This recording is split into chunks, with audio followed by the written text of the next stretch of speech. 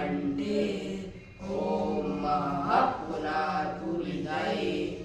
ॐ जनः पुनातु नाभ्याम्